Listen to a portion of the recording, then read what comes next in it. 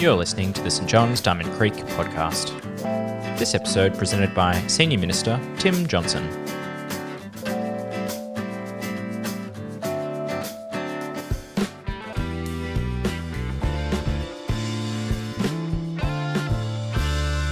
Today's reading is from Deuteronomy chapter 18 verses 14 to 22.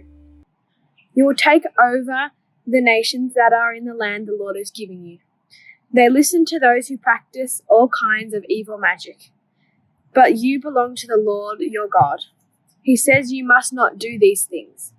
The Lord your God will raise up for you a prophet like me. He will be one of your own people. You must listen to him. At Mount Horeb, you asked the Lord your God for a prophet. You asked him on the day you gathered together. You said, "We don't want to hear the voice of the Lord our God. We don't want to see this great fire anymore. If we do, we'll die." The Lord said to me, "What they are saying is good. I will raise up for them a prophet like you. He will be one of their own people. I will put my words in his mouth. He will tell them everything I command him to say. The prophet will speak in my name, but someone might not listen to what I say through the prophet. I will hold that person responsible for not listening. But suppose a prophet dares to speak in my name something I have not commanded, or he speaks in the name of other gods, then that prophet must be put to death. You will say to yourselves, 'How can we know when a message hasn't been spoken by the Lord?' Sometimes a prophet will announce something in the name of the Lord, and it won't take place or come true. Then that's a message the Lord hasn't told him to speak. The prophet has dared to speak on his own authority, so don't be afraid of what he says. This is the word of the Lord. Thanks be to God." How can we know what God is like? If we're seeking to know and to understand God, to know God's plans and will for the world and for our lives, how do you go about finding that out? More than that, if you don't just want to know about God, but know God, that is, have a relationship with God, how do you go about doing that? These are big questions, and different religions will give you different answers. Is knowledge of God found in holy books? Is knowledge of God found by looking at nature and the world around us? Is knowledge of God found through introspection, looking inside yourself? Well, while there's some truth in all of those answers, the Christian answer to the question is that we can only know God because God reveals himself to us. God is so much bigger than us and other than us that we could have no possible way of knowing the truth about him and no possible way to know him relationally unless he chose to reveal himself to us. Today I want us to think about the way that God reveals himself to us through prophets, but ultimately God reveals himself to us through his son Jesus. Today we're celebrating the first Sunday in Advent, which is the 4 Sundays leading up to Christmas. Advent's a season of waiting. We imagine ourselves into the situation of those living before the coming of Jesus, the people of the Old Testament who were waiting for Jesus to come. And so this teaching series is called Waiting For. And over the next 3 weeks, I want us to think about who they were waiting for. Waiting for a prophet, waiting for a priest, waiting for a king. See, in the Old Testament, there were 3 so-called officers in the nation of Israel. There were prophets, priests, and kings. And people who served in any of those 3 offices were anointed with oil to mark them out for their role.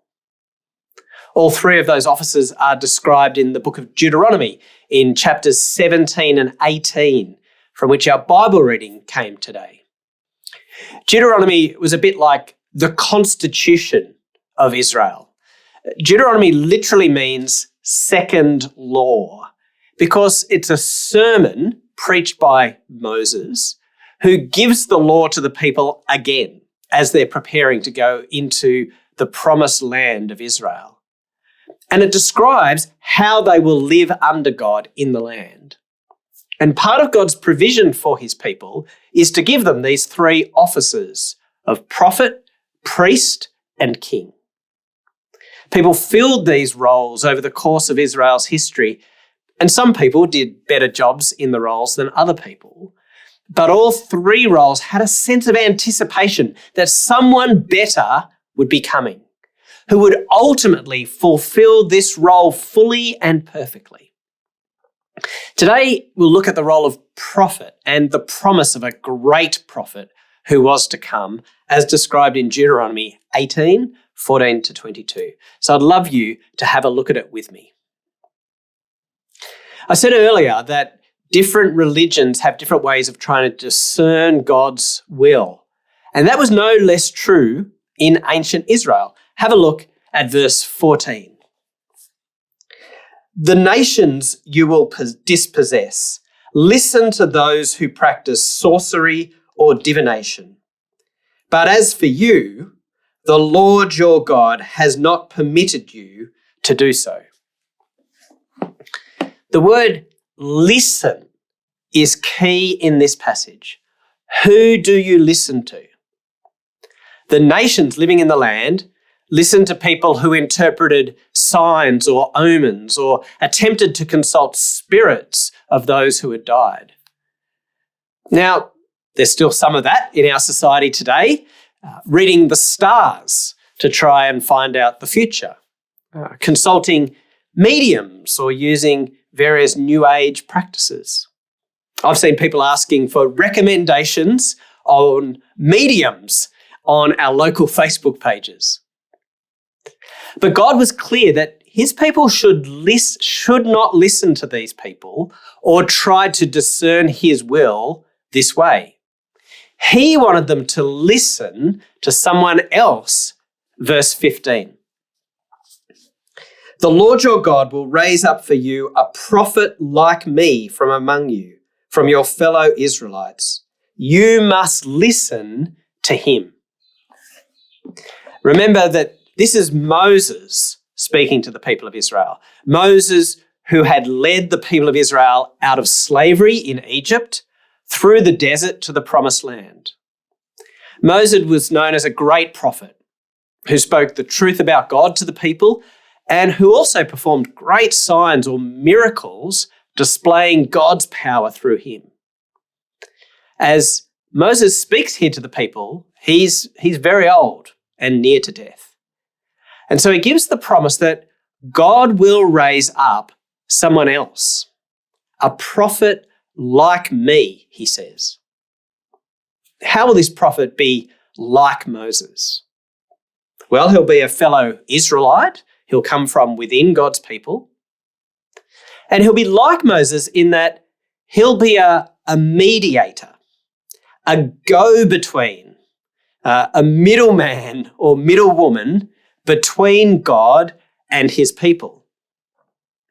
In verses 16 to 18, Moses recounts here what happened at Horeb, which is another name for Mount Sinai, the place where God met with his people and gave them the 10 Commandments. The people were seriously freaked out by being in the presence of God. They were afraid because of God's awesome power and majesty. They were afraid to approach God because of his perfect purity, which might consume them. As it says here, let us not hear the voice of the Lord our God, nor see this great fire anymore, or we will die. And so they said to Moses, you meet with God and listen to him for us. And then you come and tell us what God has to say. And so you see there how the prophet is someone who's a mediator, a go-between, a middleman or woman. And that's spelled out really clearly in verses 18 to 19. God says, I will raise up for them a prophet like you from among their fellow Israelites, and I will put my words in his mouth. He will tell them everything I command them. I myself will call to account anyone who does not listen to my words that the prophet speaks in my name. So here's how God works through his prophet and why it is essential that the people listen. God puts the words in the prophet's mouth. He tells them what to say. The prophet then tells the people he must accurately and faithfully pass the message on. And the people must listen, right? They are to be obedient to what is said because it comes from God. Now, listening is more than just hearing the words, but it's also about doing them. The remaining verses contain some warnings about getting this process wrong. Prophets shouldn't presume to speak words from God that aren't from him. Don't say that God told you something if he didn't. But on the flip side, if the people don't listen when a prophet is truly speaking from God, then they'll be held accountable for not obeying. So this is how the office of prophet worked in the Old Testament. The prophet was a mediator between God and his people. God spoke to the prophet spoke to the people, and the people needed to listen to the prophet as if it were God himself speaking. This is how they knew what God was like and what he was telling them to do. The prophet revealed God to his people. Now, I said before that Moses was seen as the archetypical prophet. He gave Israel the 10 Commandments. He wrote the books of the law, the first 5 books of the Bible. And what's more, his words were backed by powerful signs and miracles which authenticated the words that were being spoken. But Moses was human and had a limited lifespan. He was nearing death as he spoke these words. But Deuteronomy 18:15 was itself a prophecy and a promise from God. The Lord your God will raise up for you a prophet like me from among you. You must listen to him. There was an expectation in these words that a prophet would be raised up, a prophet like Moses. And God did raise up many prophets, people like Deborah, Samuel, Isaiah, Ezekiel, Malachi. Many of the books in the Old Testament are books of prophecy, which contain the words that these prophets spoke from God to the people. But even though God raised up many prophets like this, they were still waiting. They were waiting for another prophet as great as Moses. A prophet who spoke truth from God and who backed it with mighty deeds. A prophet who would reveal God to them so that they would know what he was like. More than that, a prophet who would enable them to know God personally and relationally. And this expectation sits there in the Old Testament and it builds and it builds. And the coming and going of other prophets doesn't quench this anticipation and waiting. And you see this sense of waiting still happening when you come to the New Testament and the Gospel of John. Jesus' cousin, John the Baptist, spoke words from God and called people back to relationship with him. And people started wondering if he was the guy. This is John 1:21. They asked John the Baptist, "Then who are you? Are you Elijah?" He said, "I'm not." "Are you the prophet?" He answered, "No." Maybe John is this prophet like Moses who we've been waiting for. Maybe the wait is over. But John says, "It's not me." And then along comes Jesus with his powerful words and actions, and people again think, maybe, just maybe this time. John 6:14. After the people saw the sign Jesus performed, they began to say, "Surely this is the prophet who is to come into the world." John 7:40. On hearing his words, some of the people said, "Surely this man is the prophet." Can you hear that expectation and that longing? He's performing signs. He's speaking powerful words. Surely this is the promised prophet. Surely this is the one who will reveal God to us and show us how we can have true knowledge about God. God speaks through his prophets and reveals himself to his people. Is Jesus the fulfillment of this promise? Is Jesus the prophet that was to come? Is Jesus a prophet? Is Jesus the prophet? Well, the answer is yes, but. In Acts 3:22, when Peter, the leader of Jesus' followers, is addressing the crowd, he quotes Deuteronomy 18:15, and he says that it is fulfilled in Jesus. So there's a very real sense that Jesus is a prophet like Moses. He is the one who reveals the truth about God to us. But the Bible is also clear that Jesus is more than a prophet. Muslims regard Jesus as a prophet. He's honoured and respected as such alongside other prophets sent from God, although he's not as important as the prophet Muhammad. Non-religious people are also happy to treat Jesus as a prophet in the sense that he's regarded as a wise teacher and one who, from his insights, reveals truths about us, the world, and maybe even God. But Jesus is so much more than this, and more even than even the greatest of the prophets. In Hebrews 1, verses 1 to 3, we read, "In the past, God spoke to our ancestors through the prophets at many times and in various ways. But in these last days, he has spoken to us by his Son, whom he appointed heir of all things, and through whom also he made the universe. The Son is the radiance of God's glory and the exact representation of his being, sustaining all things by his powerful word." The writer of Hebrews here contrasts Jesus with the prophets. In the past, God spoke through prophets, but now he's spoken through his Son. His Son who is responsible for the whole of creation. His Son who is the radiance of God's glory. His Son who is the exact representation of God. Prophets reveal God to people. They speak about God as he puts words in their mouth. But Jesus is so much more than that. He is God the Son. He reveals God in his very self. He is the true mediator, the perfect go-between, the ultimate middleman. Jesus, who is fully God, has taken on our full humanity in order to reveal God to us. If you want to know what God is like, look at Jesus. If you want to know what God thinks about people, about you, look at Jesus.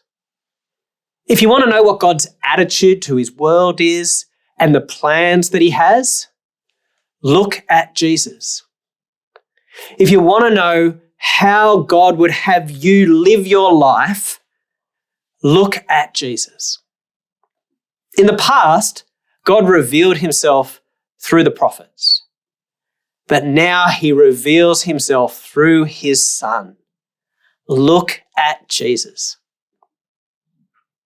This is what we're preparing to celebrate at Christmas as we journey through this period of Advent, this period of waiting. That in Jesus and at Christmas, the wait is over. We'll celebrate in the words of John 1:14. "The Word became flesh and made his dwelling among us. We have seen his glory, the glory of the one and only Son who came from the Father, full of grace and truth." We will celebrate that in Jesus we have God revealed to us. That in Jesus we can know not just what God is like, but in Jesus we can know God personally, relationally, permanently. And that calls us to respond. Remember the words from Deuteronomy about the prophet? You must listen to him. And these are the words that God speaks about Jesus in Matthew 17:5. These words take place as Jesus goes up a mountain and he's transfigured before his disciples so that they can see his true glory. And beside him appears Moses and Elijah, the two great Old Testament prophets. God says in Matthew 17:5, "This is my Son whom I love. With him I am well pleased. Listen to him." Listen to him. It's an echo of Deuteronomy 18 as Jesus stands with Moses and Elijah the prophets. Listen to him. If you want to know God, listen to him. If you want to grow in God, listen to him. If you are watching today and you are a seeker after truth, you want to know about God and maybe even know God, but you're not sure how to go about it, we want to say that you should listen to Jesus. Start with looking at the life and teaching of Jesus in one of the Gospels. Jesus is the one who shows us what God is like and is the way to know God personally. Listen to him. If you already know Jesus, keep listening to him. It's easy to get distracted by all the noise around us. There's so many voices to listen to, all trying to give us wise advice. And it's good to seek wisdom in the world around us, in books, in science. All truth comes from God and he's its ultimate source. But the primary way that God reveals himself to us, his will and purposes for the world and for us, how he wants us to act, to speak, to think, is through his son Jesus, the one greater than even the greatest of the prophets. We need to listen to him. Today marks the start of Advent, and here's a challenge for you as we start it. Listen to Jesus by reading through Luke's Gospel in Advent. Do you know there are 24 chapters in Luke, and there are 24 days in the lead up to Christmas in December. That's a great way to prepare for Christmas by listening to Jesus. Look at the way he lives, treats people. Listen to him. Hear his words afresh. Listen to him. The wait is over and God has revealed himself most fully in the person of Jesus. Listen to him. Thanks for joining us. If you'd like to subscribe to this podcast, you can do so in Apple Podcasts, Google Podcasts, Spotify, or wherever you get your podcasts from. Just search for St. John's, Diamond Creek.